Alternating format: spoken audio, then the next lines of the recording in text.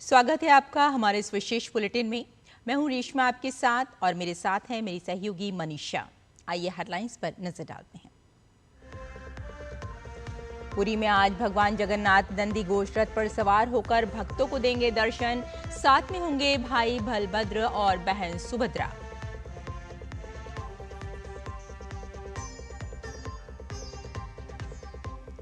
अहमदाबाद में आज तड़के जगन्नाथ मंदिर में मंगला आरती में शामिल हुए गृह मंत्री अमित शाह। गांधीनगर में जिला विकास समन्वय और निगरानी समिति की बैठक भी लेंगे गृह मंत्री।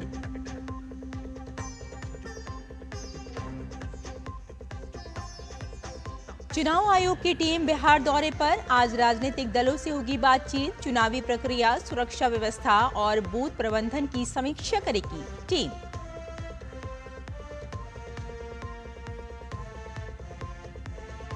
ईरान इजराइल में संघर्ष विराम के बाद खामनेई का देश के नाम संदेश। कहा, हमला होने पर अमेरिकी ठिकानों पर की जाएगी जवाबी कार्रवाई।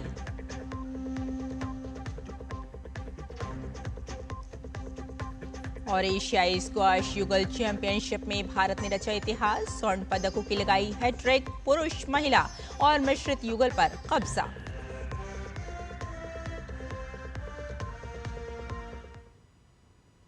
और अब समाचार विस्तार से। पूरा ओडिशा आज जय जगन्नाथ के जयकारों से गूंज रहा है। आज भगवान जगन्नाथ अपने भाई बलभद्र और बहन सुभद्रा के साथ अपनी मौसी के घर गुंडीचा मंदिर की ओर प्रस्थान कर रहे हैं, जो लगभग 3 किलोमीटर की दूरी पर स्थित है। यहाँ भगवान 7 दिन विश्राम करते हैं, जिसे बहुड़ा यात्रा कहा जाता है। रथ यात्रा आरंभ होने से पहले पुरी के गजपति महाराज पारंपरिक छेर पहरा रस्म निभाते हैं। इस दौरान वो सोने के झाड़ू से रथ के रास्ते की सफाई करते हैं। ये रथ यात्रा हर साल आषाढ़ शुक्ल द्वितीय पर शुरू होती है और 9 दिन तक चलती है। रथ यात्रा के अंतिम दिन सुना बेसा की रस्म होती है, जिसमें भगवान को सोने के आभूषणों से सजाया जाता है। भगवान जगन्नाथ के रथ को नंदी घोष कहा जाता है। बलभद्र को रथ को तालध्वज और सुभद्रा के रथ को देव दलन कहा जाता है। तीनों देवता अपने अपने रथों पर सवार होकर भक्तों के साथ नगर भ्रमण करते हैं, जिससे हर भक्त को भगवान के साक्षात दर्शन का अवसर मिलता है।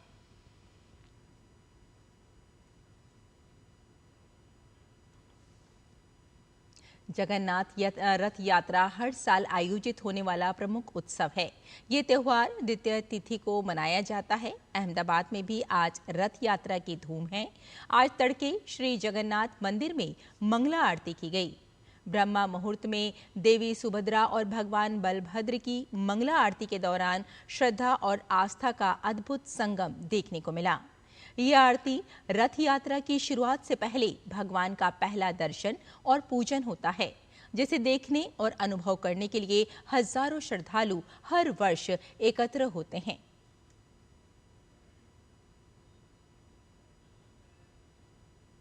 बिहार में आगामी विधानसभा चुनाव को लेकर चुनाव आयोग की टीम में बैठकों का दौर शुरू हो गया है। चुनाव आयोग की टीम आज सभी राजनीतिक दलों से मिलेगी तथा उनसे सुझाव मांगेगी। साथ ही चुनावी प्रक्रिया, सुरक्षा व्यवस्था और बूथ प्रबंधन की समीक्षा भी करेगी। इससे पहले कल चुनाव आयोग की टीम विधानसभा चुनाव की तैयारियों का जायजा लेने पटना पहुंची थी। टीम ने बिहार में तैनात चुनाव आयोग के वरिष्ठ पदाधिकारियों के साथ बैठक की और वोटर पुनरीक्षण का काम समय से पूरा करने के लिए आवश्यक निर्देश भी जारी किए। मतदान प्रतिशत को बढ़ाने के लिए जागरूकता अभियान को चलाने पर भी जोर दिया और साथ ही चुनाव आयोग ने ये भी सुनिश्चित करने का वादा किया कि मतदान केंद्र ऐसी जगहों पर बनाए जाएंगे कि ज्यादा से ज्यादा लोग मतदान कर सकें और किसी को भी दूरी या भीड़ के चलते असुविधा का सामना न करना पड़े।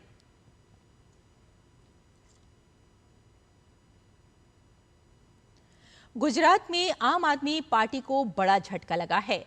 बोटाद विधायक उमेश मकवाना ने पार्टी के चीफ व्हिप और नेशनल जॉइंट सेक्रेटरी समेत सभी पदों से इस्तीफा दे दिया है। अपने इस्तीफे में उन्होंने लिखा कि सामाजिक सेवाएं कम होने की वजह से वे आम आदमी पार्टी के सभी पदों से इस्तीफा दे रहे हैं। अपने इस्तीफे में उमेश मकवाना ने लिखा कि आज आप में मुझे लगता है कि हम डॉक्टर BR अम्बेडकर के सिद्धांतों से भटक रहे हैं। इस बीच आपने उमेश मकवाना पर पार्टी विरोधी एवं गुजरात विरोधी गतिविधियों का आरोप लगाते हुए 5 साल के लिए उन्हें सस्पेंड कर दिया है।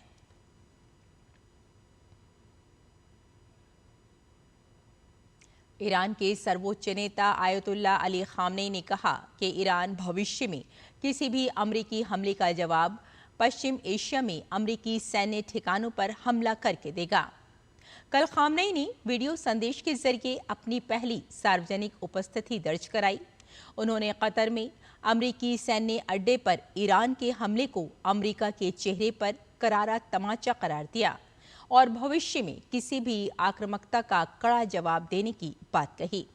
खामनेई ने अपने संदेश में अमेरिका और इजराइल के हमलों को कमतर आंकते हुए कहा कि इन हमलों से उन्हें कुछ खास हासिल नहीं हुआ। उन्होंने अमेरिकी राष्ट्रपति डोनाल्ड ट्रंप के उस दावे को खारिज किया जिसमें ट्रंप ने कहा था कि ईरान के परमाणु कार्यक्रम को पूरी तरह नष्ट कर दिया गया है।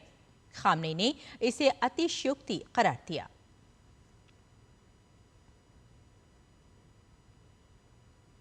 ईरान ने अमेरिका के साथ अभी किसी तरह की परमाणु वार्ता से इनकार किया है। ईरान के विदेश मंत्री अब्बास अराक्ची ने अमेरिकी राष्ट्रपति डोनाल्ड ट्रंप के बयान का खंडन करते हुए कहा कि ईरान इस बात का आंकलन कर रहा है कि अमेरिका के साथ बातचीत उसके हित में है या नहीं है। ट्रंप ने कहा था कि अमेरिका ईरान के साथ अगले सप्ताह बातचीत की योजना बना रहा है।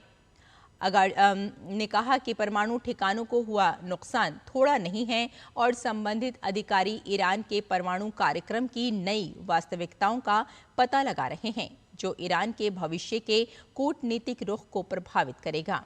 इससे पहले अमेरिका और इजराइल ने कहा था कि परमाणु ठिकानों पर हमलों का उद्देश्य ईरान की परमाणु हथियार बनाने की क्षमता पर अंकुश लगाना था।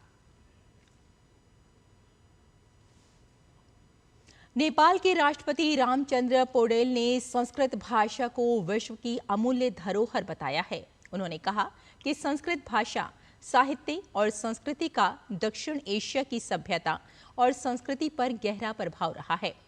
काठमांडू में आयोजित 19वें विश्व संस्कृत सम्मेलन को संबोधित करते हुए राष्ट्रपति ने उम्मीद जताई कि ये सम्मेलन शांति, करुणा और मैत्री के माध्यम से पृथ्वी और मानव सभ्यता के संरक्षण और विकास का संदेश देगा। राष्ट्रपति ने कहा कि नेपाल में मल्ल और शाह वंश के काल में संस्कृत में हजारों ग्रंथों की रचना हुई थी जो इस भाषा की समृद्ध परंपरा को दर्शाता है। आज MSME दिवस है। इस वर्ष की थीम है सतत विकास और नवाचार के चालक के रूप में MSME की भूमिका को बढ़ाना। केंद्र सरकार की ओर से इस सेक्टर के लिए कई योजनाएं लागू की गई हैं और नई नीतियां बनाई गई हैं। 6.3 करोड़ से ज्यादा उद्यमों के साथ MSME क्षेत्र पूरे भारत में उद्यमिता और रोजगार को बढ़ावा देने वाली एक जीवंत शक्ति बन गया है। और भारत ने दूसरी एशियाई युगल स्क्वाश चैंपियनशिप में पुरुष युगल, महिला युगल और मिश्रित युगल में स्वर्ण पदकों की हैट्रिक बनाकर इतिहास रच दिया। ये एक ऐसी उपलब्धि है जो देश द्वारा एशियाई या विश्व युगल स्क्वाश चैंपियनशिप में पहले कभी हासिल नहीं की गई थी। पुरुष डबल्स के फाइनल में अभय सिंह और बेलावन सैंथल कुमार की जोड़ी ने पाकिस्तान के नूर जमान और नासिर इकबाल को 88 मिनट में 9-11, 11-5, 11-5 से हराया। महिला डबल्स में जोशाना चिनप्पा और अनाहत सिंह की जोड़ी ने शीर्ष वरीयता प्राप्त मलेशिया की अमानी और शिन यिंग ई की 1 घंटे और 5 मिनट में 8-11, 11-9, 11-10 से हराया। अभय सिंह और अनाहत सिंह ने मलेशिया के अमीशेन राजचंद्रन और राचेल अनार्ड को 11-9, 11-7 से हराकर मिश्रित युगल का खिताब जीता। पुर्तगाल के क्रिस्टियानो रोनाल्डो ने सऊदी अरब के क्लब अल नस्र के साथ अपने करार को 2 साल और बढ़ा लिया है। रोनाल्डो अब अल नस्र के साथ 2027 तक जुड़े रहेंगे। मैनचेस्टर यूनाइटेड से निकलने के बाद 2022 के अंत में अल नस्र में शामिल हुए रोनाल्डो ने शानदार प्रदर्शन किया है। उन्होंने 105 मैचों में 93 बार गोल किए हैं। सऊदी अरब में उनके जाने से वैश्विक फुटबॉल में एक महत्वपूर्ण बदलाव आया, जिसने सऊदी प्रो लीग की ओर अंतर्राष्ट्रीय ध्यान आकर्षित किया।